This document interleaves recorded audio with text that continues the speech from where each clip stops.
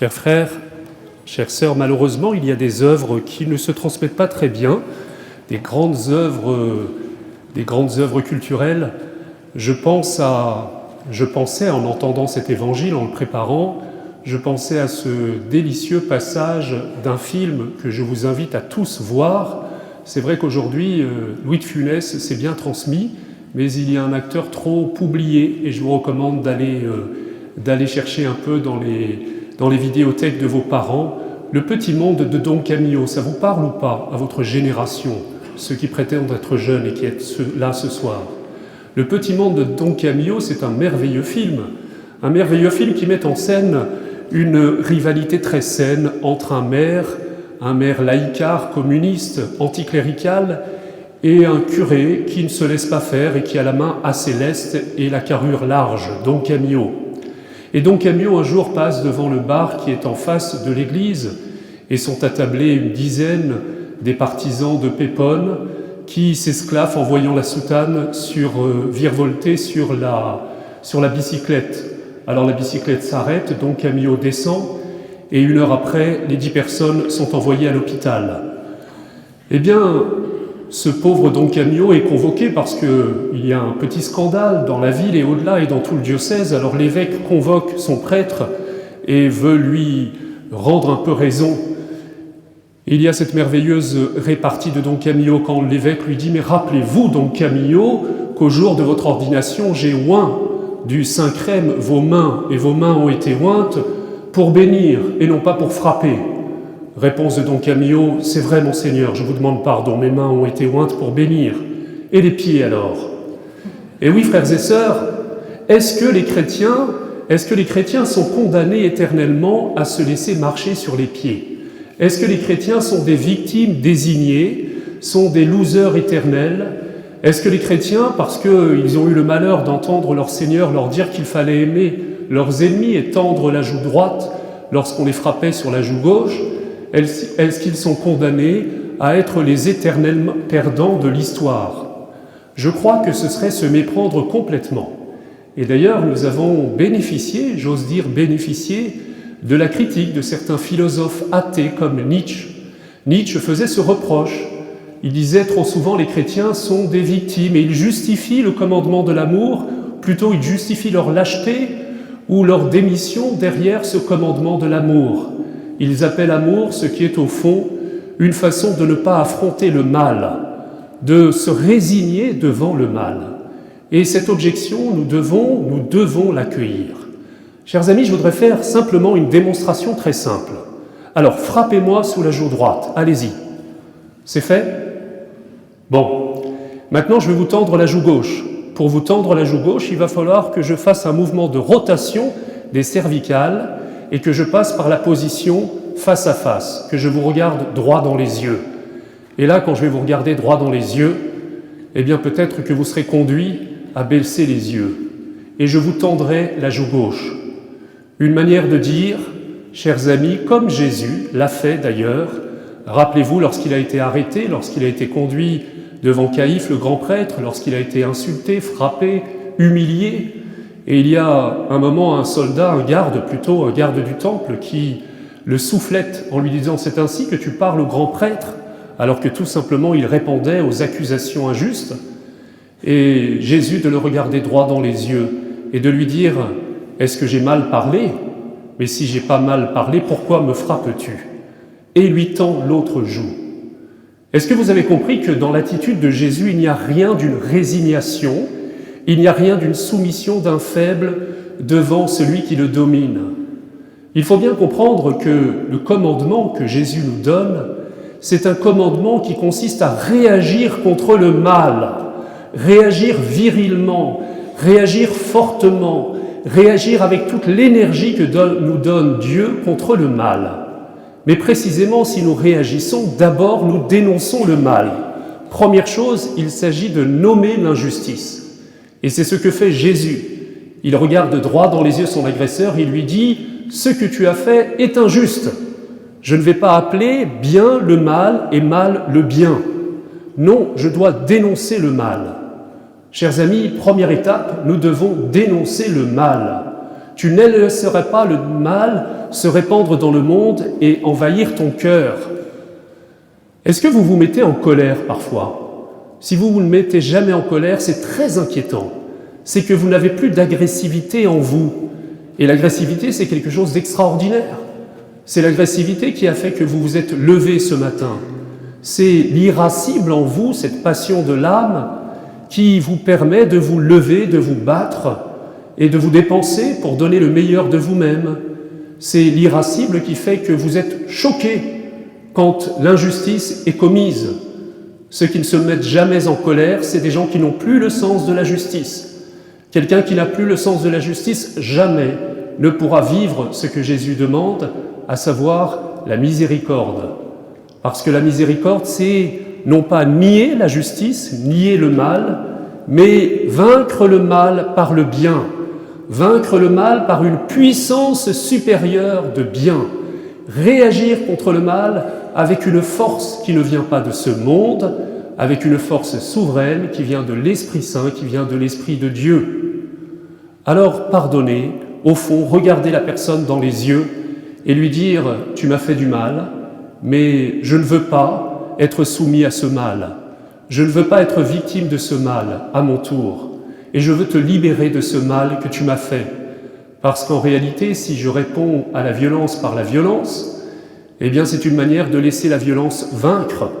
Et finalement, je suis pris moi aussi dans la spirale. Celui qui commet la violence est lui-même victime de ce démon intérieur, de ce démon qui fait qu'il fait du mal aux autres et qu'il se fait du mal à lui-même. Alors je vais être vainqueur du mal par le bien. Je te regarde et je tends l'autre joue. Je te manifeste que je suis plus fort que le mal qui nous opprime tous les deux. C'est la grande victoire. Comprenez bien que la non-violence affichée par Jésus-Christ est une manifestation suprême de force. Nous devons être forts, frères et sœurs. Les chrétiens sont des hommes et des femmes forts de la puissance de l'Esprit Saint, non pas des espèces d'ectoplasmes qui rasent les murs et qui s'excusent tout le temps d'exister et d'être ce qu'ils sont. Il y en a un petit peu marre de ça, et je pense que Nietzsche nous a fait beaucoup de bien en nous disant cela. D'ailleurs, il y a une manière parfois d'envelopper le mal sous l'extrême onction, comme disait Bernanos, de l'hypocrisie. Vous savez, je baisse les yeux devant le mal. En fait, je n'ose pas dénoncer le mal parce que peut-être que j'en payerai le prix. Alors je dis, imaginez-vous d'ailleurs, Jésus n'a pas dit, quand quelqu'un se fait agresser devant vous, dites-lui, dis donc, tends la joue droite comme Jésus a dit. Imaginez-vous que vous êtes dans le métro et quelqu'un se fait agresser devant vous. Alors vous allez regarder en disant, tends la joue droite puisqu'il t'a frappé sur la joue gauche. Non, là, vous vous engagez et vous cassez la figure de celui qui fait du mal à un innocent. Parce qu'il ne s'agit pas de renoncer à dénoncer, à protéger le faible, et c'est d'ailleurs toute la doctrine de l'Église à propos de ce qu'elle appelle la guerre juste. Il y a peut-être parmi vous des gens qui veulent embrasser la carrière militaire. On peut être chrétien et faire la guerre. Non pas parce qu'on a le désir de faire du mal aux autres, mais parce qu'on veut dénoncer le mal et mettre un point d'arrêt à ce mal. Mais par contre, lorsque on t'agresse, oui, sois vainqueur du mal par le bien. Manifeste cette puissance qui nous a été donnée par le Christ. Lorsque sur la croix, il a dit « Père, pardonne-leur, ils ne savent pas ce qu'ils font. » Père, pardonne-leur. Jésus ne dit pas « ce qu'ils font est bien ». Jésus ne dit pas qu'ils ne risquent pas de se damner. Non, Jésus dit « Père, pardonne-leur, ils ne savent pas ce qu'ils font. Ils sont victimes du mal qu'ils sont en train de me faire. Et je veux les en libérer. Je veux les libérer de ce fardeau et de ce poids. » Chers amis, il faut nous remettre les idées un peu en place, que nous ayons une conception ajustée de la miséricorde et du pardon, qui ne doit rien à la soumission et à la faiblesse, mais qui est au contraire la manifestation suprême de la puissance et de la victoire du Christ. Vous savez, je ne sais pas si vous priez beaucoup les psaumes, il y a un psaume que j'aime beaucoup personnellement, il y a plusieurs psaumes, vous savez, ce sont les psaumes imprécatoires. Alors pudiquement, dans les bréviaires, souvent on les met entre crochets, c'est-à-dire qu'ils sont facultatifs, ces versets. Il y a en particulier ce psaume dont j'ai oublié le numéro, mais je vous invite à le rechercher, qui est absolument délicieux. C'est un psalmiste qui dit « Seigneur, je suis victime de l'injustice, fracasse la tête de mes ennemis. » Vous avez entendu ? « Fracasse la tête de mes ennemis, Seigneur. Et que leurs boyaux se répandent sur le sol, et qu'il en reste encore pour leurs enfants, et pour les enfants de leurs enfants. » C'est délicieux ça, souriez, c'est merveilleux. Moi, ça me fait un bien fou de prier ça. Et puis, vous le voyez, quand vous allez dans un monastère, vous avez ces moines et ces moniales au regard plein de douceur, qui, alors évidemment, ils le font en grégorien, ça atténue un peu les choses. « Seigneur, fracasse la tête de mes ennemis, écrabouille-leur la tronche, et que leurs boyaux se répandent, et qu'il en reste encore pour leurs enfants et les petits-enfants de leurs enfants. » Vous les regardez, vous dites il sait ce qu'il dit ou pas, ou il ne comprend pas le latin. Ou alors vous vous dites, c'est un vrai psychopathe en fait. Ou alors il y a une troisième solution, frères et sœurs. C'est qu'à ce moment-là, ils vivent le psaume, ils le chantent comme Jésus l'a chanté sur la croix. Ça s'appelle la lecture allégorique. Jésus chante ce psaume, il veut fracasser la tête de ses ennemis, mais il ne se trompe pas d'ennemi. Il sait que l'ennemi, ça n'est pas celui qui le crucifie. L'ennemi, ça n'est pas celui qui lui crache sur la figure. L'ennemi, c'est le diable. L'ennemi, ce sont ces forces du mal qui sont à l'œuvre dans le cœur de ses agresseurs et dont il ne veut pas qu'elles soient vainqueurs dans son cœur à lui. Alors, Seigneur, fracasse la tête de mes ennemis. Le matin, je vous conseille, quand vous vous levez, chantez ça. Vous pouvez vous réveiller avec un sentiment amer. Vous avez été maltraité. Alors, vous reconnaissez qu'il y a une injustice. Mais vous sentez aussi qu'il y a quelque chose dans votre cœur qui risque de vous ronger, de vous détruire et potentiellement de détruire les autres. Alors chantez, Seigneur, fracasse la tête de mon ennemi. Votre ennemi, c'est peut-être la colère intérieure qui vous ronge. Et fracasse la tête aussi des enfants de mon ennemi. C'est-à-dire que la colère engendre, elle a comme enfant, si vous voulez, peut-être une parole dure, amère que vous prononcerez dans la journée. Et le petit enfant de la colère, ce sera peut-être le meurtre ou la violence. C'est ce qu'on appelait, c'est ce que dans la tradition soufie, qui s'inspire en réalité, qui essaye d'évangéliser l'islam, la tradition soufie appelle ça le djihad intérieur. C'est-à-dire que je ne mène pas le djihad contre les ennemis humains de l'évangile, mais contre les ennemis, comme dit saint Paul, notre guerre n'est pas contre des êtres de chair et de sang, elle est contre les puissances des ténèbres qui sont à l'œuvre dans le monde, invisiblement et profondément dans notre cœur. Chers amis, voilà le combat spirituel. Nous allons entrer dans le carême dans 3 jours. Je vous rappelle que mercredi des cendres, la messe avec imposition des cendres est obligatoire, elle est même essentielle. C'est elle qui va donner tout le mouvement de ces 40 jours de carême. Je vous rappelle aussi au passage que le carême, ça n'est pas un temps pour faire un régime. Le carême, c'est un temps pour combattre spirituellement par les armes que l'Église nous donne. Le jeûne, vous avez entendu le jeûne ? L'autre jour, j'en ai parlé au conseil pastoral. Et puis, on m'a dit, vous savez, c'est formidable, vous avez dit l'autre jour qu'il fallait jeûner d'écran, ça nous va très bien. Je dis non, parce que l'Église dit aussi qu'il faut jeûner de nourriture. Alors c'est drôle, quand on en parle, tout d'un coup, ça déclenche pas mal d'agressivité. Vous savez, quand je jeûne, je découvre que je suis de très mauvaise humeur et que j'ai envie d'envoyer bouler tout le monde.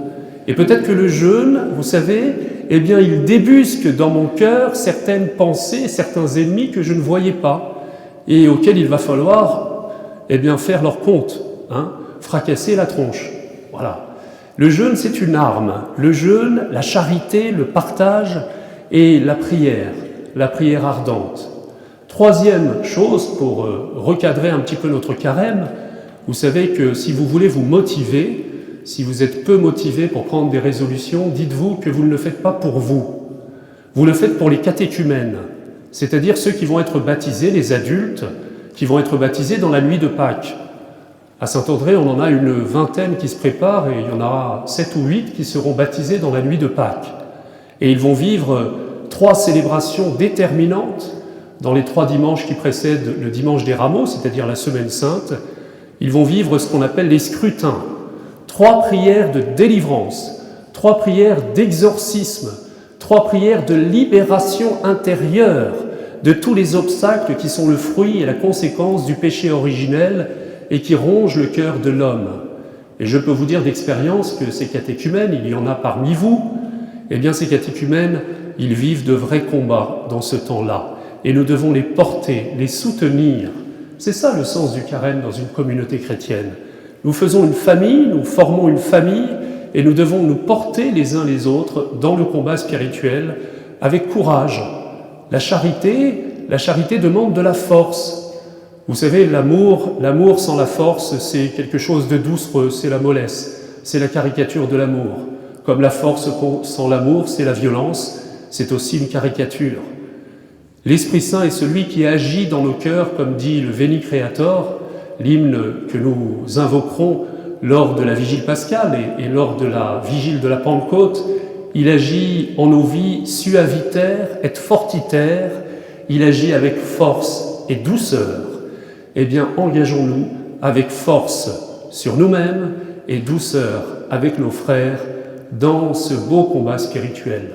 Ne nous laissons pas vaincre par le mal, soyons vainqueurs du mal par le bien. Amen.